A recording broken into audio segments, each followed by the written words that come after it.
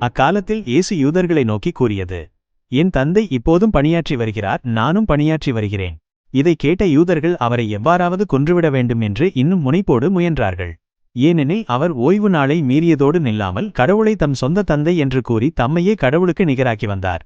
இயேசு அவர்களை பார்த்து தொடர்ந்து கூறியது, உறுதியாக உங்களுக்குச் சொல்கிறேன், தந்தை செய்வதை காணாமல் மகன் தானாக எதையும் செய்ய மாட்டார்.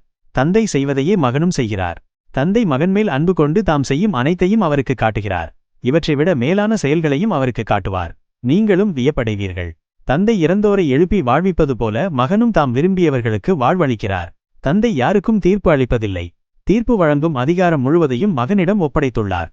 தந்தை மதிப்பாக்கப்படுவது போல அனைவரும் மகனையும் மதிப்பாக்க வேண்டும் என்பதற்கே இவ்வாறு செய்துள்ளார். மகனை மதியாதவர் அவரை அனுப்பிய தந்தையையும் மதிப்பதில்லை. உறுதியாக உங்களுக்குச் சொல்கிறேன், என் வார்த்தையை கேட்டு என்னை அனுப்பியவரை நம்புபவர் நிலைவாழ்வை கொண்டுள்ளார். அவர் தண்டனை தீர்ப்புக்கு உள்ளாக மாட்டார். ஏற்கனவே சாவை கடந்து வாழ்வுக்கு வந்துவிட்டார். உறுதியாக உங்களுக்குச் சொல்கிறேன், காலம் வருகிறது, ஏன் வந்தேவிட்டது. அப்போது இறந்தோரும் இறைமகனுடைய குரலை கேட்பர். அதை கேட்போர் வாழ்வு பெறுவர். தந்தை வாழ்வின் ஊற்றாய் இருப்பது போல மகனும் வாழ்வின் ஊற்றாய் இருக்குமாறு செய்துள்ளார். அவர் மானிட மகனாய் இருப்பதால் தீர்ப்பு வழங்கும் அதிகாரத்தையும் தந்தை அவருக்கு அளித்துள்ளார். இதைக் கண்டு நீங்கள் வியப்படைய வேண்டாம். காலம் வருகிறது, அப்போது கல்லறைகளில் உள்ளோர் அனைவரும் அவரது குரலை கேட்டு வெளியே வருவர். நன்மை செய்தவர்கள் வாழ்வு பெற உயிர்த்தெழுவர். தீமை செய்தவர்கள் தண்டனை தீர்ப்பு பெற உயிர்த்தெழுவர். நானாக எதையும் செய்ய இயலாது.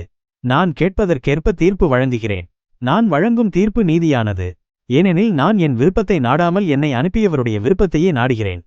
இது ஆண்டவரின் அருள்வாக்கு.